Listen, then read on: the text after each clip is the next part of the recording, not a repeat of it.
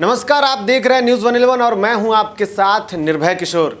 एक बार फिर से अपने खासे अंदाज में जाने जाने वाले तेज प्रताप यादव ने एक ट्वीट किया है और इस ट्वीट में उन्होंने इस बार पत्रकारों पर भी सवाल किया है। इस ट्वीट में उन्होंने पत्रकारों को एक विशेषण के तहत सम्मानित किया है। दरअसल वो सम्मानित आप खुद समझ सकते हैं कि क्या वो व्यंग है या फिर सवाल।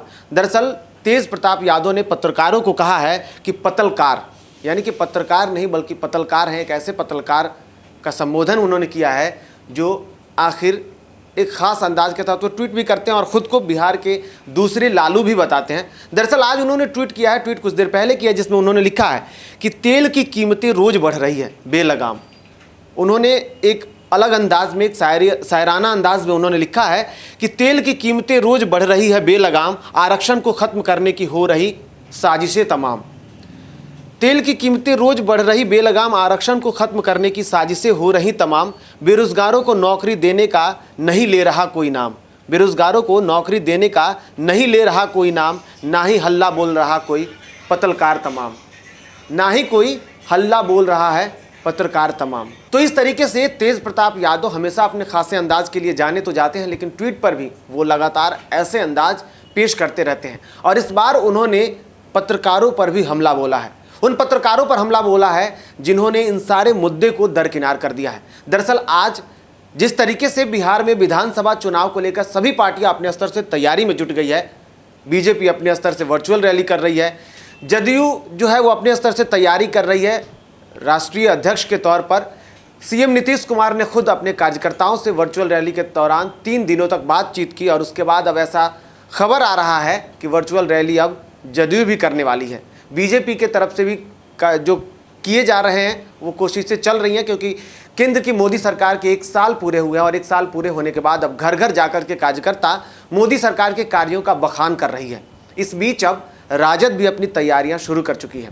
आज शिवचंद्र राम, राजद के जो नेता है शिवचंद्र राम, उन्होंने खास तौर पे कहा कि जो राजद के तरफ से कुछ ऐसे मुद्दे हैं, जैसे आरक्षण का मुद्दा जो है वो इस बार विधानसभा चुनाव में देखने को मिल सकता है।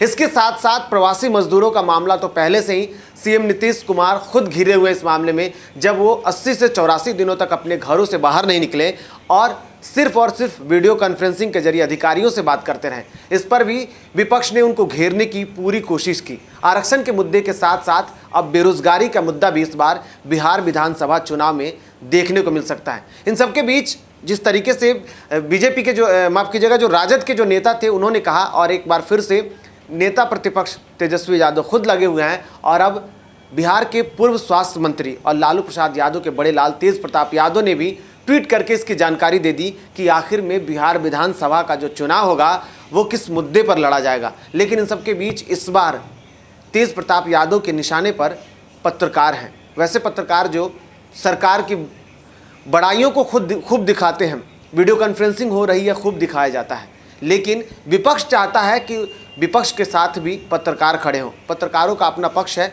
पत्रकार जो दिखाते हैं सही दिखाते हैं, वो अपनी कठिन परिश्रम और लगन के साथ हर खबरों को सही और सटीक दिखाने की पूरी कोशिश करते हैं। लेकिन इस बार विपक्ष के नज़रों में पत्रकार जो हैं वो पतलकार बन गए हैं।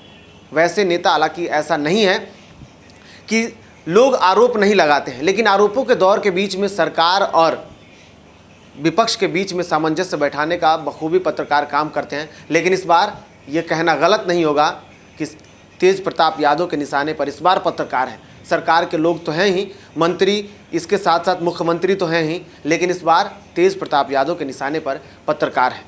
वो पत्रकार जिनको उन्होंने विशेषण के तौर पर सम्मानित किया है पत्रकार के रूप में।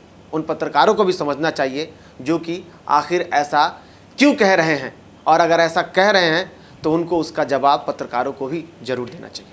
बने रहे न्यूज़ 1 के साथ। नमस्कार। बिहार और झारखंड की तमाम खबरों के लिए हमारे YouTube चैनल को सब्सक्राइब करें और बेल आइकन दबाना ना भूलें।